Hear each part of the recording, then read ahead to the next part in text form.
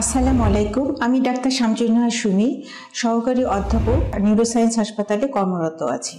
মৃগী রোগ বা ইপিলেপসি রোগ একটি মস্তিষ্কজনিত সমস্যা এবং এটা খুবই একটা কমন রোগ এবং এটা শিশু এবং বড় সবাই এই রোগে আক্রান্ত হতে পারে। মৃগী রোগ অথবা ইপিলেপসি রোগের লক্ষণ হচ্ছে খিঁচুনি। দেখা যায় যে এই রোগে সাধারণত মস্তিষ্কের কোনো একটা জায়গা থেকে অতিরিক্ত উত্তেজনার কারণে এই রোগে তৈরি হয়। তার মানে এই রোগের উৎপত্তি স্থল কিন্তু ব্রেন।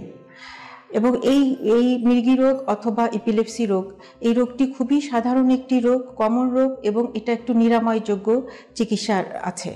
কিন্তু দেখা যায় যে অনেকেই মনে করে যে খিঁচুনি অথবা মৃগী রোগ এই রোগটি কোনো জিনভূতের আছর, অথবা মনে করে যে অনেকে এটা একটা কোনো অভিশপ্ত একটা জীবন তার। কিন্তু না, এটা মানুষের একটা ভ্রান্ত ধারণা। এই রোগ সম্পূর্ণ নিরাময়যোগ্য রোগ এবং চিকিৎসা করলে এই রোগ ভালো হয়ে যায়। এখন আমাদের যে সমস্ত রোগী শুধু খিঁচুনি নিয়ে আসে, তার সেই সমস্ত সব খিঁচুনি কি মৃগী রোগ? তা কিন্তু না, সব খিঁচুনি কিন্তু মৃগী রোগ নয়। খিঁচুনি একটি মৃগী রোগের লক্ষণ। তো মৃগী রোগ আমরা কখন বলবো? যখন দেখব যে একটি কোনো বাচ্চা অথবা বড় যেই হোক না কেন, যদি দেখা যায় তার খিঁচুনি জ্বর ছাড়া 24 ঘন্টার ব্যবধানে 2 বা ততোধিক তার বেশি হয়েছে, তখন আমরা সেটাকে মৃগী রোগ হিসাবে চিহ্নিত করব। এখন মৃগী রোগের লক্ষণ কি? মৃগী রোগের লক্ষণ হচ্ছে, দেখা যায় যে এই রোগে যখন আক্রান্ত হয় তখন অনেকের চোখ উল্টিয়ে যায়, হাত পা অস্বাভাবিক রকমের মুভমেন্ট হয় এবং দেখা যায় যে মুখ হয়তো বা কোনো একদিকে বাঁকা হয়ে যায়, অনেক সময় পেশাব পায়খানা করে দেয়, তখন ডাকলে সাড়া দেয় না। এটা হচ্ছে একটা কমন লক্ষণ। এছাড়া আবার কিছু মৃগী রোগের লক্ষণ আছে, দেখা যায় যে বিশেষ করে বাচ্চারা দেখা যায় যে হঠাৎ করে একদিকে তাকিয়ে আছে, হ্যাঁ, আমরা বলি হ্যাং হয়ে আছে, হয়তো পড়ছে অথবা খেলাধুলা করছে, হঠাৎ করে বাচ্চা একদিকে তাকিয়ে আছে। অ্যাবসেন্স, এটা দেখা যায় যে একটা অ্যাবসেন্স সিজারের হচ্ছে লক্ষণ। অনেকে বাবা মা মনে করে যে তার বাচ্চা হয়তো এটা অমনোযোগী হয়ে আছে। স্কুল থেকে অনেকে টিচাররা কমপ্লেন করে তার সন্তান স্কুলে গিয়ে অমনোযোগী হয়ে যাচ্ছে, কিন্তু এটা হয়তো এক ধরনের মৃগী রোগের লক্ষণ। এছাড়া আবার কিছু লক্ষণ আছে, হঠাৎ করে হাত থেকে জিনিস পড়ে যায়, হঠাৎ করে হয়তো হাত বা পা একটু ঝাঁকি দিয়ে উঠলো, এটাও এক ধরনের মায়োক্লনিক জার্ক আমরা বলি, এটাও এক ধরনের মৃগী রোগের লক্ষণ হতে পারে। এই মৃগী রোগ আমরা কিভাবে ডায়াগনোসিস করব? ডায়াগনোসিস করা খুবই সহজ।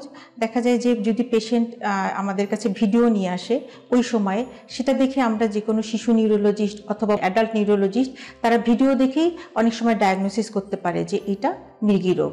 এছাড়া কিছু পরীক্ষা নিরীক্ষা আছে, সে পরীক্ষা নিরীক্ষাগুলো হচ্ছে, একটা অন্যতম পরীক্ষা হচ্ছে ইইজি।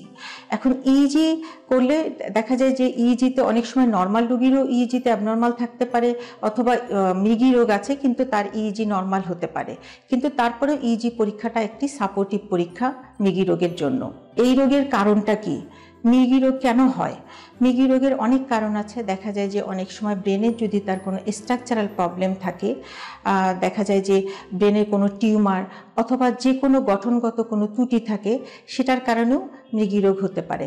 অথবা অনেকের দেখা যায় যে জন্মের সময় তার কোনো ইনসাল্ট হয়েছিল, ওই সময় দেখা গেলো দেরিতে বাচ্চা কান্নাকাটি করেছে, অথবা প্রিটার্ম বাচ্চা ছিল, ওই সময় নিওনেটাল সেপসিস এই ধরনের কোনো অসুখ হয়েছে, এই ধরনের কোনো সমস্যার কারণেও আপনার মৃগী রোগ হতে পারে।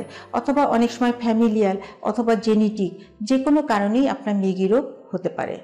কিন্তু মৃগী রোগের আগে আমাদের যেটা করতে হবে, আগে মৃগী রোগের লক্ষণ দেখে আগে হিস্ট্রি নিয়ে আগে ডায়াগনোসিস করতে হবে, ভিডিও দেখে কনফার্ম করতে হবে, ইইজি করে কিছুটা ডায়াগনোসিস কনফার্ম করতে পারবো।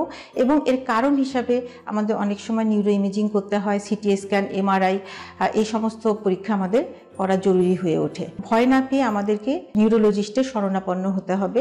বাচ্চাদের ক্ষেত্রে শিশু নিউরোলজিস্ট এবং বড়দের ক্ষেত্রে অ্যাডাল্ট নিউরোলজিস্টের শরণাপন্ন হওয়া দরকার। গ্রামে একটা প্রচলিত ধারণা আছে যে মৃগী রোগ হয়তোবা জিনভূতের একটা আসরের কারণে হয়েছে, এই জন্য বাবা মা দেখা যায় যে ওই সময় মানে ডাক্তারের কাছে তারা যেতে চায় না, তারা ফকিরের কাছে উঠতে থাকে এবং এতে করে হয় যে মানে অনেক সময় ছেলে মেয়ে এবং বড় তারা অনেক মারাত্মক ঝুঁকির দিকে সম্মুখীন হয়। মৃগী রোগের চিকিৎসা একটু দীর্ঘমেয়াদী চিকিৎসা, এটা দেখা যায় যে একটু নিয়মিত ওষুধ খেতে হয়।